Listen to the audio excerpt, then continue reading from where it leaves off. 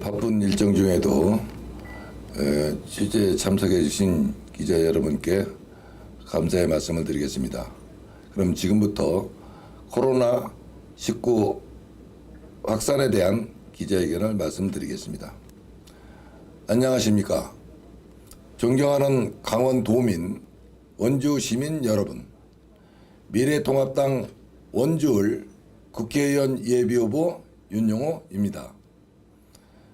지금 우리는 급속히 확산되고 있는 코로나19의 여파로 신음을 앓고 있습니다. 현재 코로나19의 국내 감염증 현황은 2월 25일 어제 19시 기준으로 확진 환자 997명, 사망 11명에 이르고 있습니다. 이런 확산 속도라면 언제 해결될지 아무도 모르는 상황입니다. 강원도와 원주도 코로나로부터 자유롭지 않습니다. 도내 코로나 확진자는 6명으로 춘천 2명, 강릉 1명, 속초 2명, 삼척 1명에 달하며 폐렴 사망률은 인구 10만 명당 통계청 작년 도내 폐렴 사망률 조사에 따르면 72.9명에 이르는 척신호가 켜진 지 오래인 것입니다.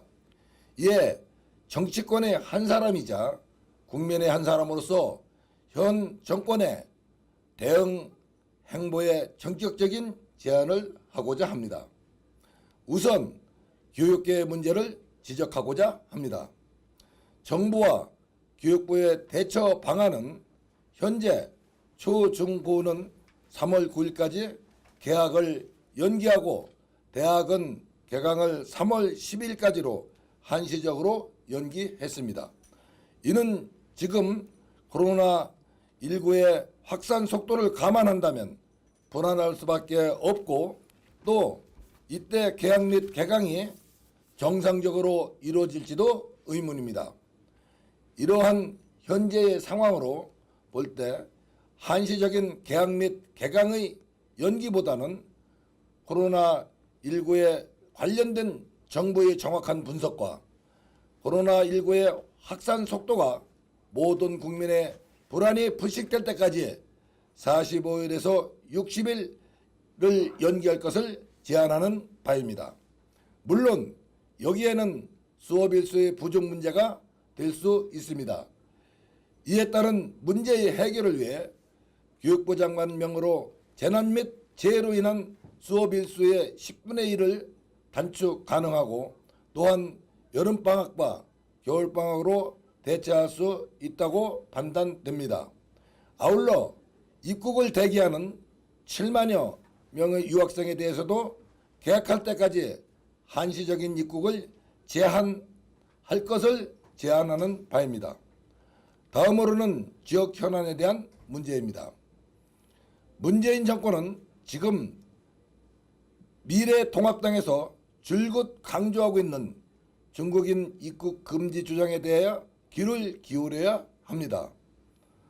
지금이라도 코로나19 사태가 해결될 때까지 중국인에 대한 우리나라 입국을 전면 금지해야 합니다. 자고 우면하면 하루하루 시간을 허비할 때마다 우리 국민들의 생명은 위협의 나락으로 빠질 게 분명함을 정확히 인지해야 합니다. 이러한 주장은 미래통합당에서만 나오는 게 아닙니다. 의료계에서도 줄곧 제기하고 있는 주장입니다. 대한의사협회의 대정부 입장에서도 중국발 입국자들에 대한 입국 금지 조치를 언급하지 않았습니까? 그럼에도 불구하고 문재인 정권은 야당과 전문가들의 목소리를 외면했습니다. 국민의 생명보다 최우선되어야 할 것은 없습니다. 이를 잊어서는 안 될 것입니다. 관련 대책을 시행한 확진자 제로라는 결과를 확보한 국가도 있습니다. 바로 몽골입니다. 중국과 5,000km에 달하는 국경을 맞대고 있는 몽골에서는 지금껏 코로나 확진자가 나오고 있지 않았습니다.